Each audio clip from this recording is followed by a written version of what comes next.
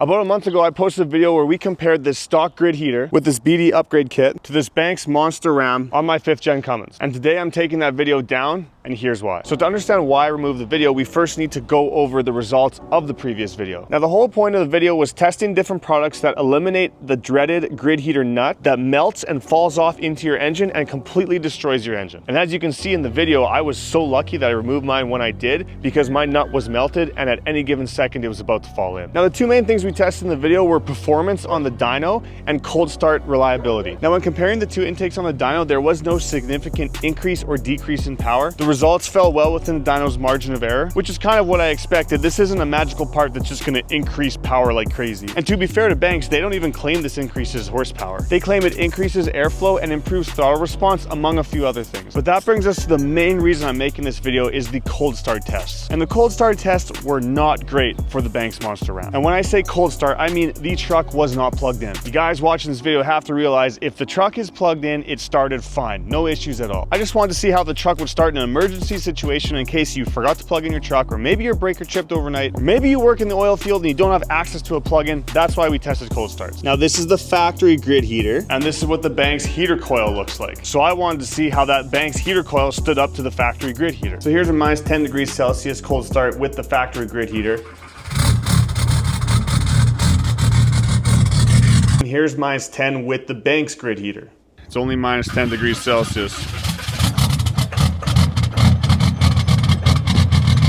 Now here's minus 20 degrees Celsius with the stock grid heater.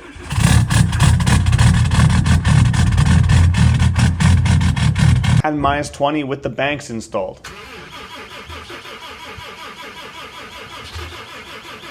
I had to boost the truck and crank the hell out of it to get it started at minus 20.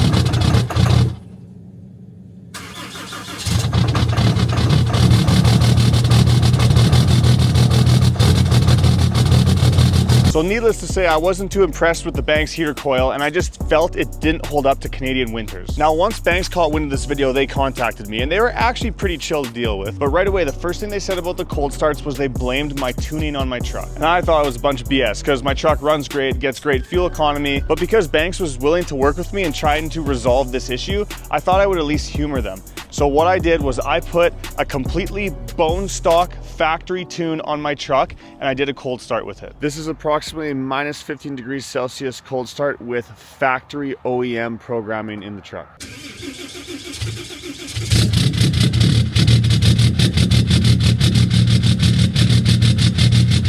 And just to compare, here it is again, minus 10, so 5 degrees warmer with my emissions off tuning. Now compare that to minus 15, which is colder, with my stock emissions on factory tuning.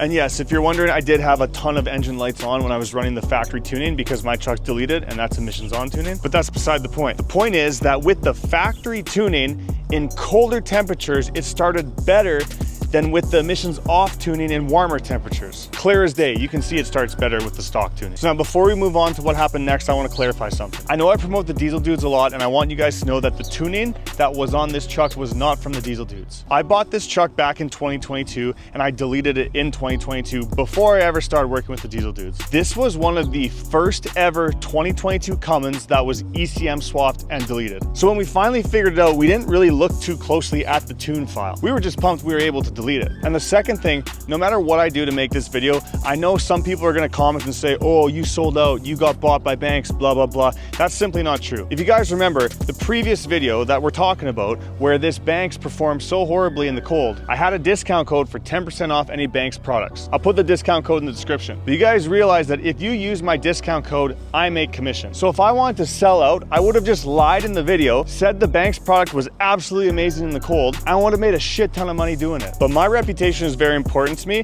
That means my reputation with my followers and also the companies I work with. So back to the issue at hand, the tuning. So at this point, I'm starting to think, hey, maybe they're onto something. Maybe it does have something to do with my tuning. And I'm combing through the comments of my video, and while a lot of people have issues with the Banks not starting in cold weather, there's a lot of people that said they don't have the same problems I was experiencing. So I sent my emissions off tune to Banks and let them dissect it, and Gail, the man himself, sent me a video.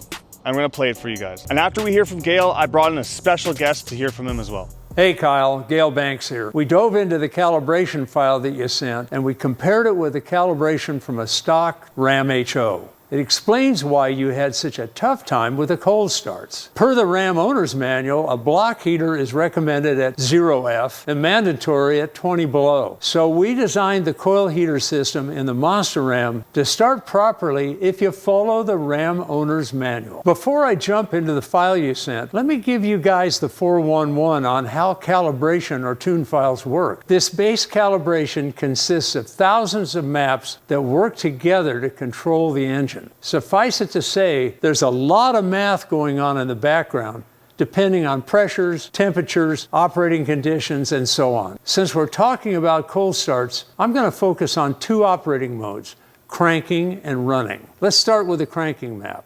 We've got three maps: main start of injection, cranking, in degrees before top dead center. The top map is the standard output calibration.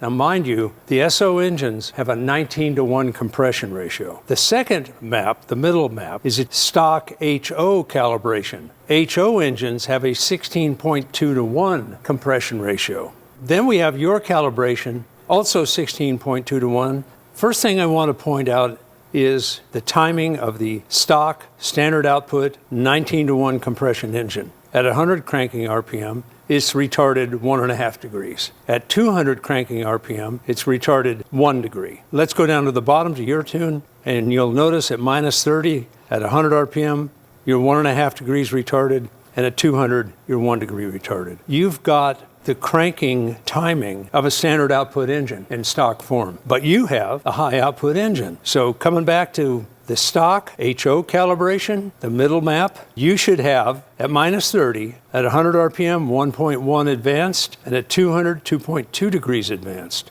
But what you have is at 100 RPM, 1.5 degrees retarded, which makes you, compared to the stock calibration for the HO, 2.6 degrees retarded at 100 RPM and 3.2 degrees retarded at 200 RPM. So we've got a problem here with timing. Now we're looking at fuel mass cranking in milligrams per stroke of the injector. We've got two maps here. We're looking at -30 again in terms of temperature, and we're looking at the cranking speed 100 and 200. First, let's look at the upper map, which is the stock high output calibration. In other words, the stock calibration for your truck. At -30, 100 RPM, 81.4 milligrams. At 200 RPM, 83.6 milligrams. What you actually have on your tune is at 100 RPM, 74, and at 200 RPM, 76.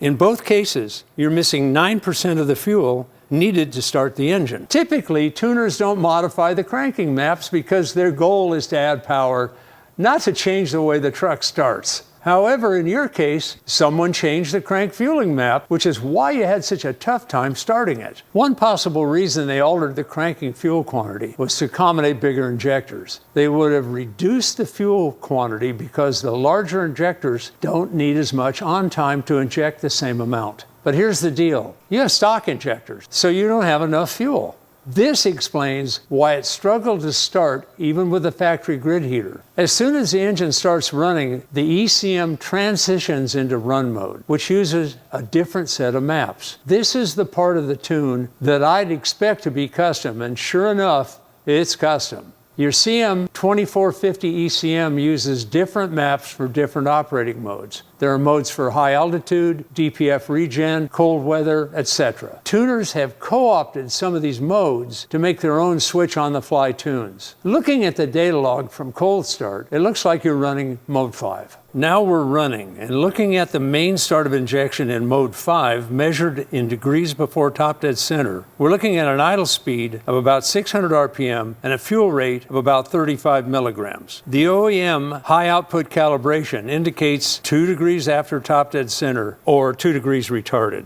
Coming down to your calibration, same thing, 35 milligrams flow rate, 6 to 800 RPM. Your calibration calls for 2.6 degrees advanced. That's a difference of 4.6 degrees. In other words, you're 4.6 degrees advanced from where you should be. You're firing 4.6 degrees too soon. The main injection happens so early, and the pilot injection is 9 degrees before that the engine basically wants to run backwards. It's reaching too high of a firing pressure way too soon and trying to shove the pistons back down the bore. And the pistons don't like that. In your video, you're hearing the piston skirts hitting the cylinder walls, and the rod bearings are complaining a little bit as well. She's actually a little madder than I thought she was gonna be. I think you'll enjoy this comparison. This is a cranking and running graph on a stock truck. On the x-axis, the cranking event happens at about 5.5 seconds. It cranks and idles at a stable 700 RPM. That's the red line. The green line is the fuel rate, and the blue line is your timing. It's all pretty happy. This is your tune. At the start, the engine RPM goes to 800, drops back towards 600, and then all hell breaks loose. The timing is off, the fuel rate is off, everything is nuts. This is why your engine was so angry. It's so angry. But here's the thing, Kyle. There are tens of thousands of trucks using a similar calibration to yours. So if you have a tune like this, or you're one of the few that can't plug in your block heater below -20, we're developing an Arctic starting kit that can be added to your monster ram. And Kyle, I'll be sending up a prototype for you to test. So a couple things to take away from that. Gail mentioned that there are potentially tens of thousands of trucks running a similar calibration as mine. Basically, this is the base file of my tune is what's causing my problems. Now, a lot of tuners, they just purchase a base file and then they can tweak it how they want. Think of it like a coloring book. They get to color in the lines however they like. The problem with this base file is that the lines are squiggly, and there's a good chance that a lot of people have a similar base file as me. That's why Gail said he is developing a new product for the Monster Ram that will aid in cold weather starting capabilities. And I'm gonna get a prototype to test out in the fall. I'm super pumped to try out. Now, just in case there are any skeptical people out there, I am bringing a special guest on, Corey Willis. He owns PPEI Tuning, and we're gonna talk about this problem. Hey dude, what's happening? Oh, nothing much, man. Thanks a lot for taking the time to call me today. I just wanted to talk about that file I sent you and how my truck wasn't starting good with the Banks Monster Ram in the cold. And I sent Banks my file and they kind of dissected it. And you've seen the video that I just showed my viewers. And I just want a second opinion for anyone skeptical out there. Yeah, I'm on the same page. You know, that could have been a file for maybe someone had big injectors and it actually got put in the tuner's file bank, or it's downloaded from somewhere. I don't know. I've seen data logs very similar to what that file looked like, so it wasn't too terribly surprising because I've seen the same symptoms come through our diagnostics review. So with the cold start problem, and the data logs look like that. So yeah, I wasn't too terribly surprised, but it definitely 100% on stock injectors shouldn't be doing that with the reduced fuel quantity on startup and all that good stuff. It's not necessary on stock injectors. So you think there's, like, it's not just my truck then, like there's multiple trucks out there that are like mine? Oh yeah. Yeah? Oh yeah. We've seen it quite a few times, and we'll generally tell someone, hey, let's put the stock file in it and just see if it starts any better, and they generally start better. Okay, and then you know where to look, so.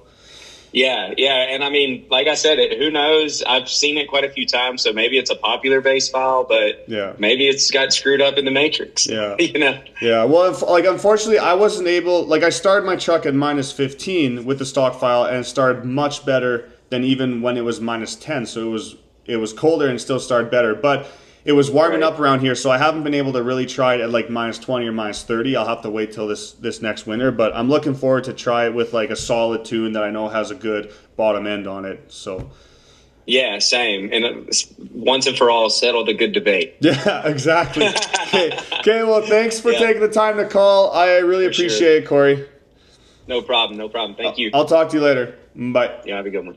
Bye. So now, knowing what I know, I truly feel like I have done a disservice to Banks by showing their product in a worse light than it actually is. And the fact that Banks was willing to work with me to come to a resolution and develop a whole new product for people that can't plug their truck in is amazing. You don't see that with companies lots. So good job, Banks. Now, don't get me wrong.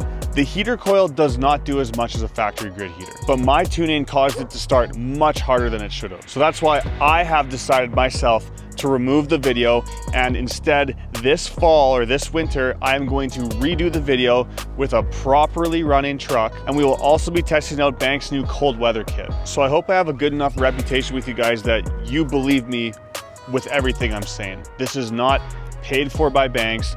This is not getting taken down by Banks. This is just me doing what I think is right. Now everyone go enjoy your summer, and we'll pick this up next winter.